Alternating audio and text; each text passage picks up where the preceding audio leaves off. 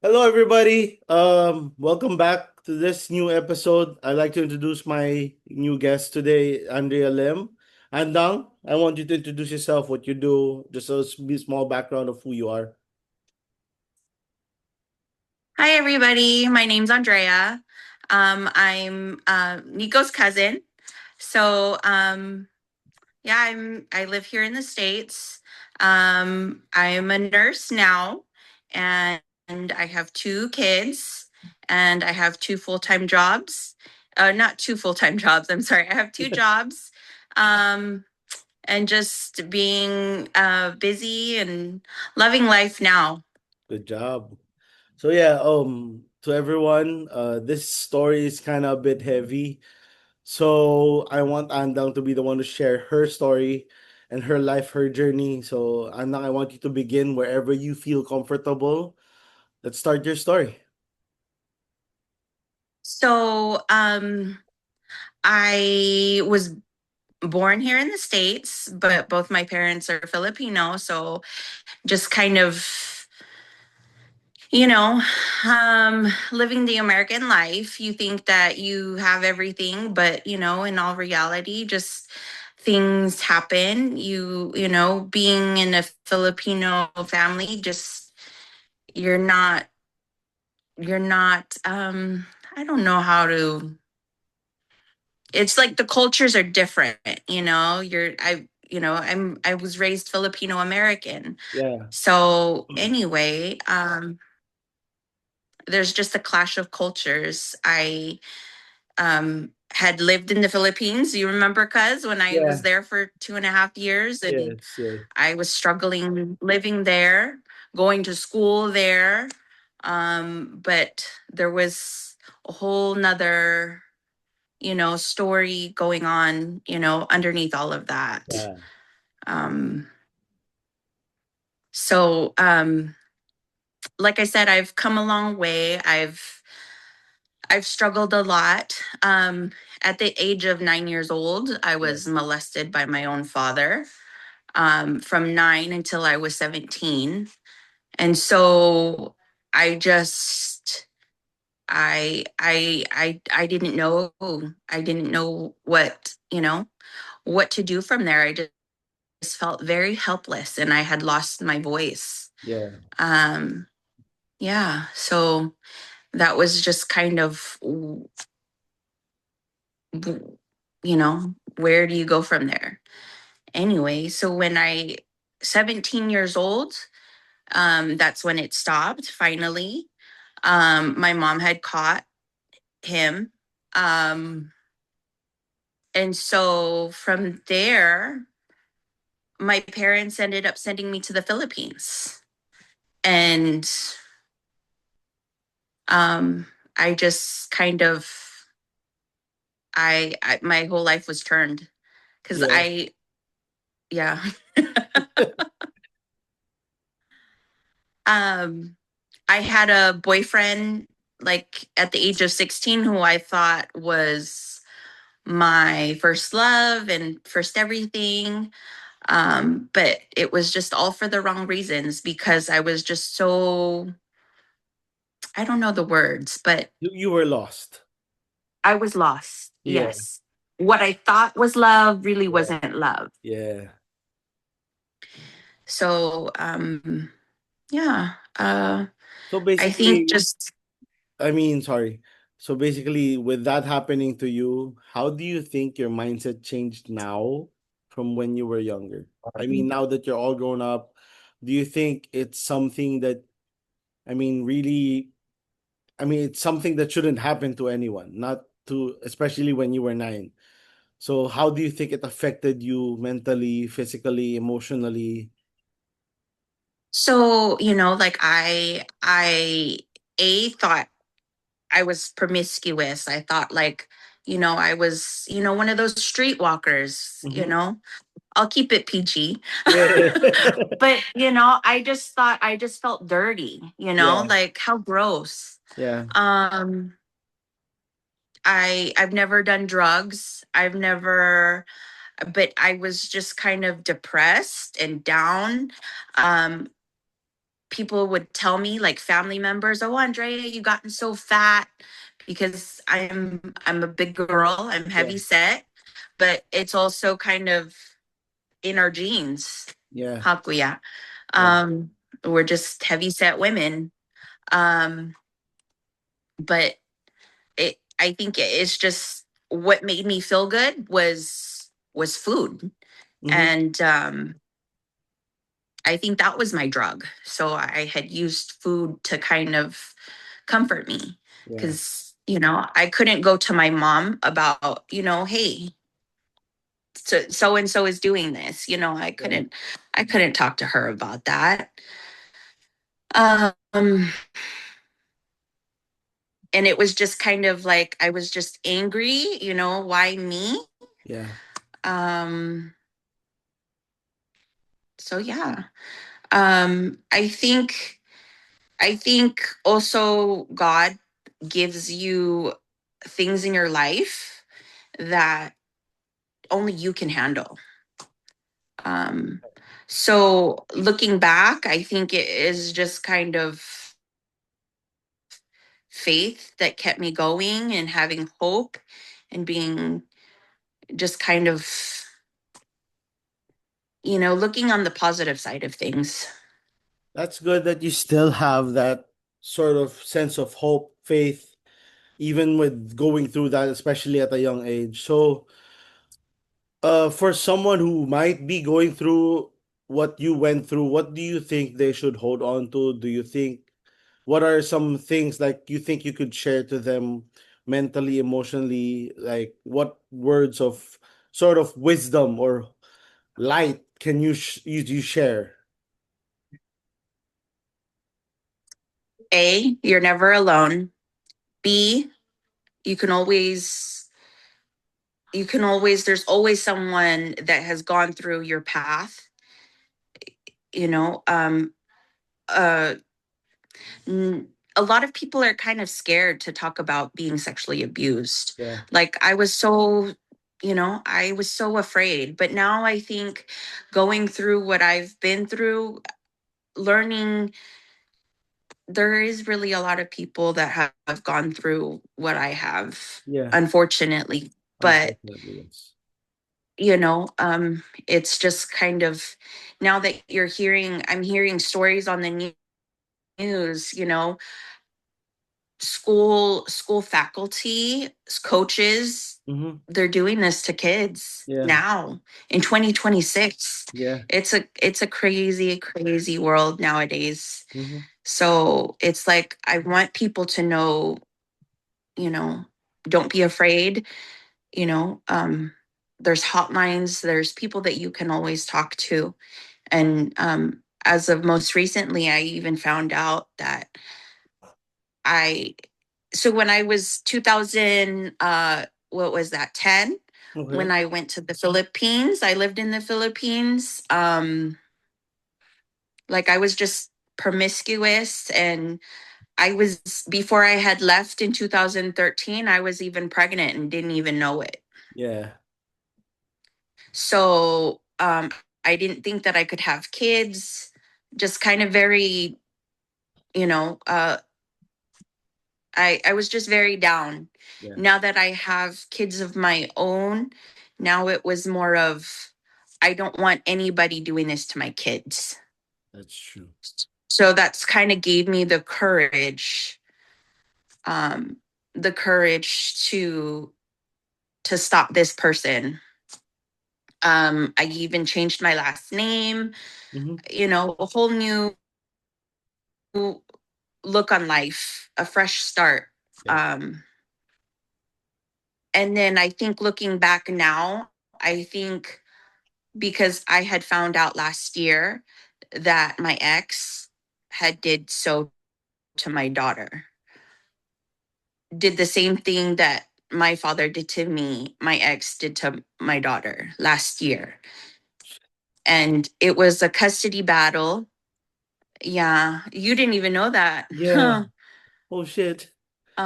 Yeah, I just found Yeah, I found out last year, in April of last year. And it had happened in March. So my ex's family was hiding it from me. I had to go through a custody battle, and I finally got full custody of her. That's good. So now she's living with me full time, and he's in jail. And so we're still in the process of him getting, prosecuted.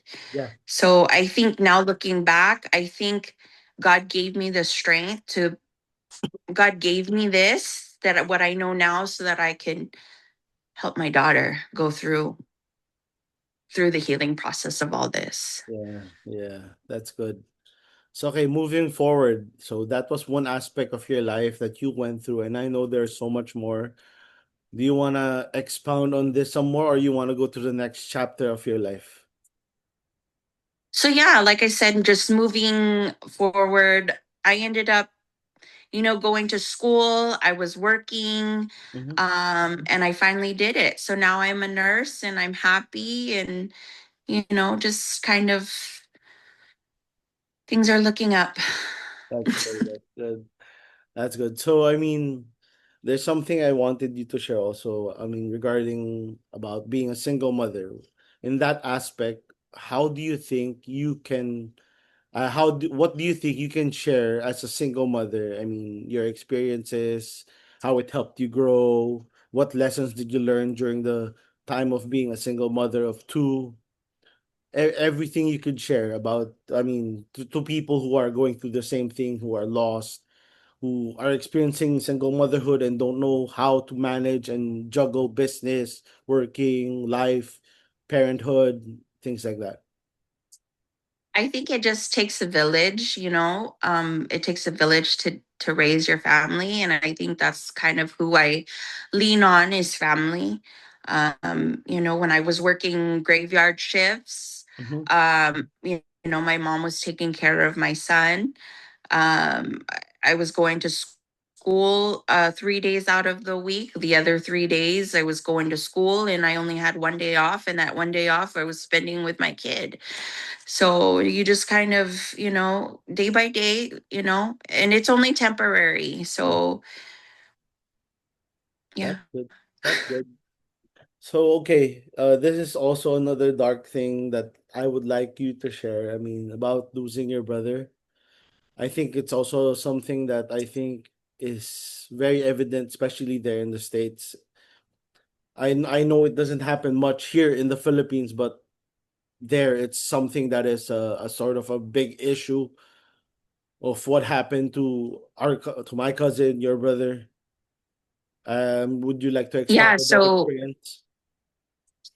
So, you know, life was good. I was going to school. I was almost finished. And the week that I was going to graduate, I had lost my brother. He got shot by his friend across the street from my mom's house.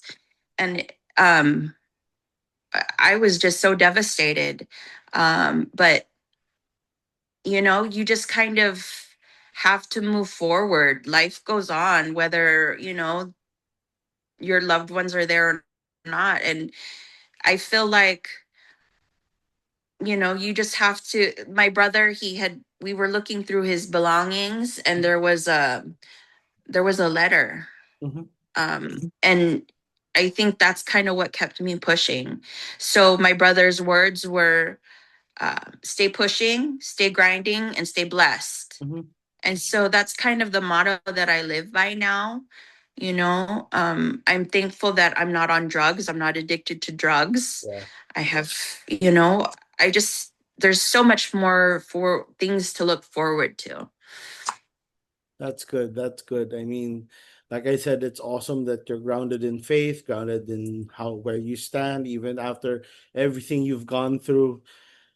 In terms of losing your brother to with gun violence, what do you think people who are going through the same thing or have gone through the same thing should change uh with how they think or how they respond? Like, you're positive now. How did you respond to the attacker, the killer? How did you treat him? How was it? Like you said, he was your brother's friend. How was it facing him in court or whatever? So, um, it was, I'm still kind of like, I don't know how to explain it. It's just Okay. more of a feeling because it was just more of a feeling. Mm-hmm. I'd want this guy, he got out early after only serving like a short amount of time, Mm-hmm. you know. He spent more time out of jail, I feel like, than he was in jail. Okay. Um, so, he's only like 25 now, say. So for me, it's like turn your life around, Yeah. take advantage of this freedom that you have. You know, my brother, he'll never get to spend birthdays anymore. I won't be able to get nieces or nephews from him. Um, turn your life around. That's just kind of what I would want for Jacob, who Mm-hmm. shot my brother. Yeah. Mm, it's not for me to judge. Yeah. It's for a higher power for him to judge. But just, when it's time, it's time. Yeah. That's true. So you think in this time with everything you've gone through, you think you've forgiven people who've hurt you, in all general aspects, or you think there's still a sort of pain inside of you from what your dad did to you, from what your ex did to your daughter, from that what Jacob did to your brother? Do you think those people are, I mean, do they have a good place now in your heart, in your mind, or are they still bothering you mentally, physically, or whatever? I still grieve for my brother from time to time. Um, seeing I wasn't even expecting to be, getting emotional, but Yeah, of of course I'm gonna miss my brother, but course. he's no longer in pain. He no longer has to deal with what's going on in this crazy world. Um, as for my father, I forgive him because that's not the kind of person I am. I'm not a mean person. I'm not the kind of person to hold grudges. You did what you're